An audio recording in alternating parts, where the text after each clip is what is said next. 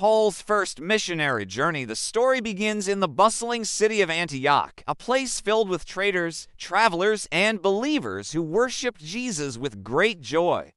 The church there was alive with prayer and fasting, and among them were teachers and prophets who listened closely to the voice of the Holy Spirit.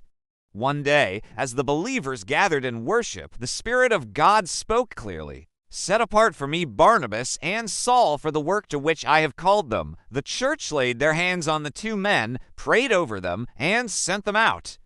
This was the beginning of Paul's first great journey to spread the good news of Jesus. From Antioch to Cyprus, Paul and Barnabas, with young John Mark as their helper, traveled down to the port of Seleucia and sailed across the sea to the island of Cyprus.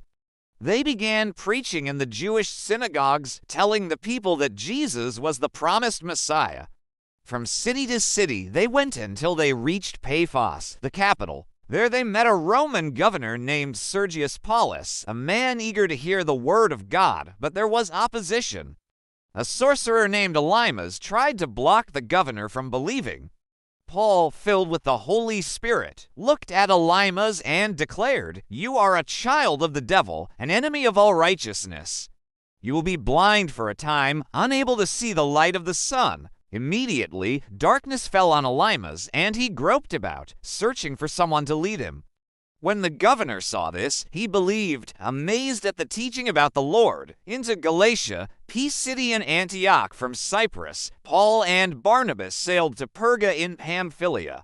There, John Mark left them and returned to Jerusalem, but Paul and Barnabas pressed on to Pisidian Antioch. On the Sabbath, Paul was invited to speak in the synagogue. He stood and told the story of Israel from the call of Abraham to the deliverance from Egypt, the reign of King David, and finally to Jesus, the Son of God, who died and rose again. Many Jews and Gentiles were moved and followed them, eager to learn more. But the next Sabbath, when almost the whole city gathered to hear Paul, some of the Jewish leaders grew jealous. They stirred up opposition, speaking against Paul. Paul and Barnabas boldly declared, "We had to speak the word of God to you first. But since you reject it, we now turn to the Gentiles." The Gentiles rejoiced, and many believed, but Paul and Barnabas were driven out of the region. Still, they left behind a church full of joy and the Holy Spirit.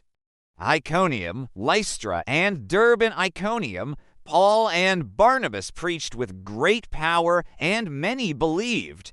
Yet once again, division arose. Some supported them, while others opposed them bitterly. Threats of violence forced them to leave. In Lystra, something extraordinary happened. Paul saw a man who had been crippled from birth. Seeing that the man had faith to be healed, Paul called out, "Stand up on your feet." The man jumped up and walked for the first time in his life. The crowd was astonished. They shouted in their own language, calling Paul and Barnabas gods. They even tried to offer sacrifices to them. Horrified, Paul and Barnabas tore their clothes and cried out, "We are only human like you. We bring you good news, telling you to turn to the living God, who made heaven and earth." But soon enemies from Antioch and Iconium arrived, stirring up hatred. The crowd turned, and Paul was stoned and dragged outside the city, thought to be dead.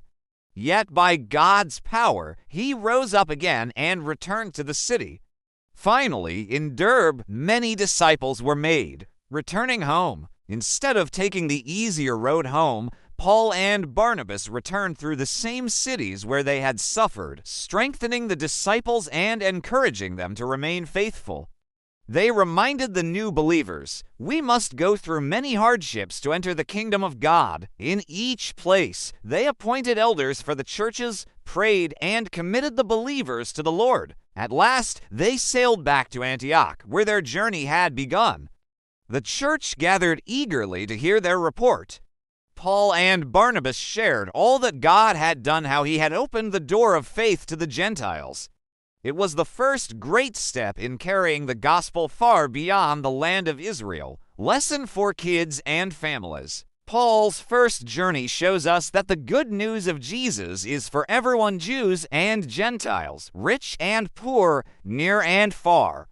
Even when faced with jealousy, hatred, and danger, Paul and Barnabas kept going because God was with them.